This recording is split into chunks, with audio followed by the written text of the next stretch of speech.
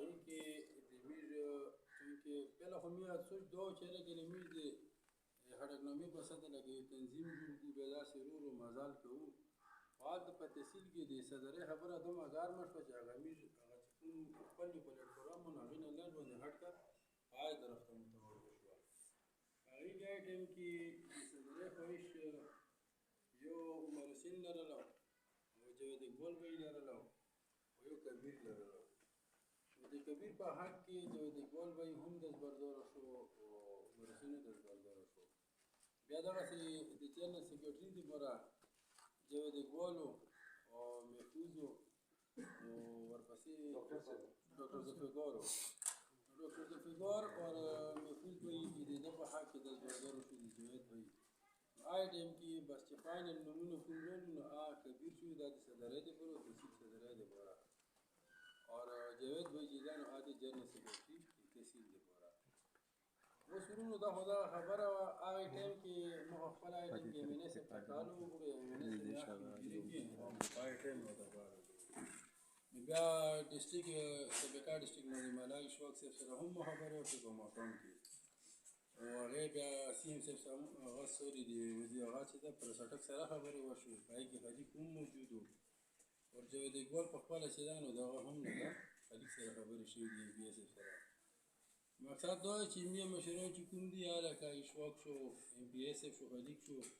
عمران هټک شو دې سره خبرې شوي دي درې ورسره نو او دا خبره چې ده د ویش چې کوم اواز ده دا پر سټک ته رسېدلی ده هغې په دې باندې غور فکر کوي نور علمي مشران دي چې هغې بس بیا څه فیصله وکړه موږ ته منظور دي چې هر څه فیصله وکړه اوس ملګرو دا خبره ده چې کوم نن بنیادي اجنډا ده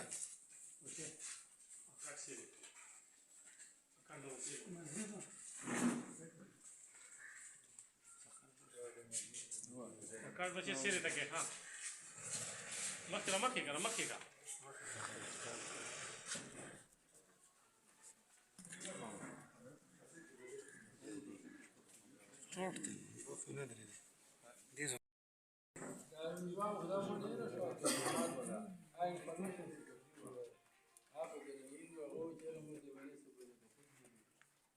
دا درې هودې چې دي دا فایده شوي وي مزید کوم لکه تنظیم کې به نورې هودې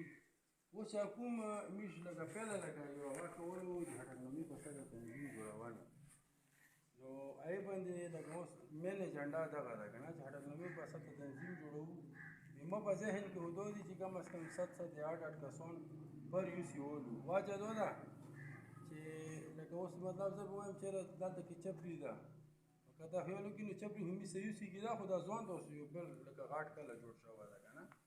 داسې که تاسو شکور ګورئ نو سلیحانه شینګړې کوټلیغوټ کوټلیګلا باختر شکور سواب په جبه ده اچرانده زغا که نه لکه دا بیا زم چې خالي ورکړي نو داسې شي چې یو کس پکې روشي د تنظیم دې د واجمې ډېره سر د 8 کسانو بولي دغه خبره ده چې لکه هر یوه یو سینه چې دا نو میشته لکه نومونه وکړي تقریبا 7 یا 8 کسانو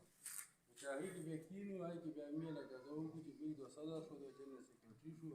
د نایب صدر د چې کوم یهودي په تنظیم کې راغلی بیا هغې ټایم کې فیصله وشي نو دا خبره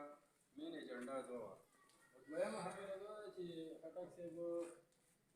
یو وایس میسج کړی و په هغې کې دا ویلي و چې یعنې کې میر کې راغونډېږو چې کله کال دین کې درشلي کې یو میدان ده چې په هغې میدان کې به راغونډېږو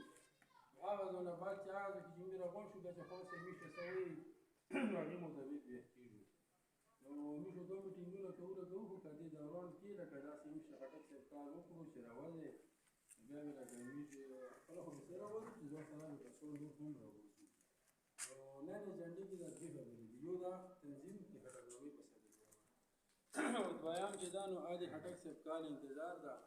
چې کله د خان صاحب وایي مې ټکسي کې جامع شو که نه بس هټک صاحب چې په ورخېږي بس ورخېږو وي هغه هټک صاحب چې څنګه وي هغسې به وکړو که نه دا دوې خبرې دي د یو د تنظیم جوړول او دویم د هټک صاحب په وینا باندې اسلام آباد ته ځان رسول ده ډېره مننه